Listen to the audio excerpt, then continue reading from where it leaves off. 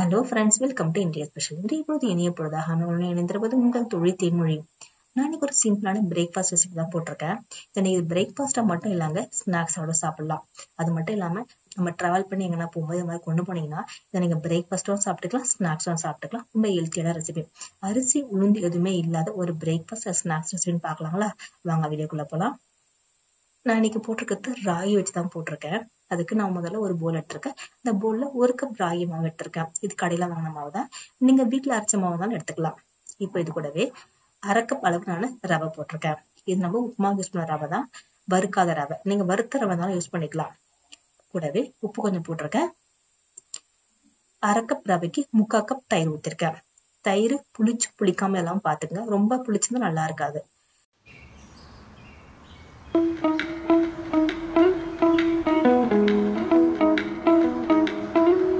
தயிர் ஊத்தி நல்லா மிக்ஸ் பண்ணிடுங்க. நல்லா மிக்ஸ் பண்ணிருக்கேன்.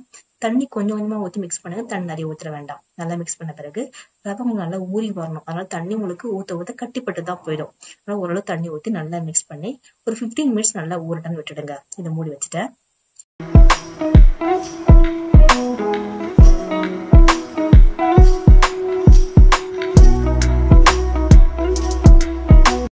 இப்ப இதற்கிடையில இதுக்கு நம்ம தாளிப்பு ரெடி பண்ணலாம். ஒரு பேன் வச்சிருக்கேன். பேன்ல எண்ணெய் ஊத்திருக்கேன். கடுகு சீரகம் போட்டப்ப நல்லா புரிஞ்சு வர ஆரம்பிக்குது.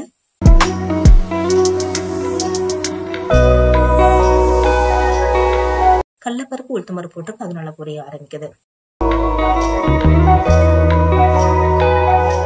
வேர்க்கடலை போட்டிருக்கேன். ஆப்ஷன் தான், நீங்க வேணா விட்டுடலாம். வேர்க்கடலை போட்டு நல்லா பொரிஞ்சோடனே காஞ்ச மிளகாய் காரத்துக்கு போட்டிருக்கேன். நீங்க தேவைப்பட்ட பச்சை மிளகாயும் போட்டுக்கலாம். போட்டு நல்லா வதக்கி விட்டு இப்ப இது கூட மீடியம் சைஸ் வெங்காயம் ஒன்று கட் பண்ணி வச்சிருக்கேன். அதை சேர்த்துக்கிறேன். போட்டு நல்லா வதக்கி விட்டுருக்கேன். வெங்காயம் நல்லா வதங்கி வர ஆரம்பிக்குது. இது கூட கொஞ்சம் உப்பு போட்டுக்கிறேன். அப்போ உங்களுக்கு வெங்காயத்துல உப்பு ஊற ஒரு டேஸ்ட் நல்லாவே இருக்கும். போட்டு வதக்கி விட்டு ஒரு மீடியம் சைஸ் அளவு ஒரு கேரட் ஒன்று நான் துருவி வச்சிருக்கேன். அது ஆப்ஷன் தான், நீங்க வேணா விட்டுடலாம். அதையும் நான் போட்டுக்கிறேன். போட்டு நல்லா கலரி விட்டு இது கூடவே நான் இப்போ புதினாவும் கொத்தமல்லியும் கட் பண்ணி போட்டிருக்கேன். கருவேப்பிலை என்கிட்ட இல்லை, அதனால போடல. இருந்தா போட்டுங்க. இது கூடவே நீங்க கீரை இருந்தாலும் நீங்க போடலாங்க. எந்த கீரை இருந்தாலுமே ரொம்ப டேஸ்டா இருக்கும் சாப்பிடறதுக்கு. போட்டு நல்லா வதக்கி விட்டு இப்ப நான் மாவுல கொட்டிக்கிறேன்.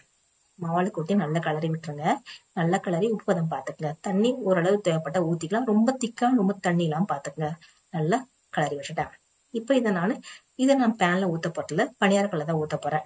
நீங்க பேன்லயே ஊத்திக்கலாம். இல்ல நீங்க பன் மாதிரி வேணும் அப்படின்னு நினைச்சீங்கன்னா சின்ன சின்ன வானல ஊத்தியும் எடுக்கலாம். நான் இதை பேன்ல ஊத்தல, பணியாரக்கல்ல ஊத்தலான்னு பாக்குறேன். இந்த பணியாரக்கல்ல ஊத்தினா சின்ன சின்ன உருண்டையா இருக்கும். குழந்தைங்க தோசை பெருசாலாம் ஊத்துனா சாப்பிட மாட்டாங்க. இதை மாதிரி வச்சுன்னு வச்சுங்களா, ஸ்நாக்ஸ் மாதிரி வர சாப்பிட்டே இருப்பாங்க. அதனாலதான் பணியாரக்கல்ல எண்ணெய் ஊத்திருக்கேன். நெய்யை நீங்க ஊத்திக்கலாம். நல்லா காஞ்ச பிறகு இதை நம்ம ஊத்திடலாம். ஊத்தி நல்லா ஒரு 2-3 நிமிஷம் நல்லா வேக விடுங்க. ராகி நல்லா வெந்து வரணும். ராகி வேகாம சாப்பிட்டா உடம்புக்கு நல்லது கிடையாது. நல்லா வேகட்டும்னு சொல்லிட்டு அடுப்பை சிம்லேயே வச்சு ஒரு 3 to 5 மினிட்ஸ் பொறுத்து திருப்பி விடுங்கன்னா உங்களுக்கு சூப்பரான ராகி பணியாரம் ரெடி ஆயிடுச்சு.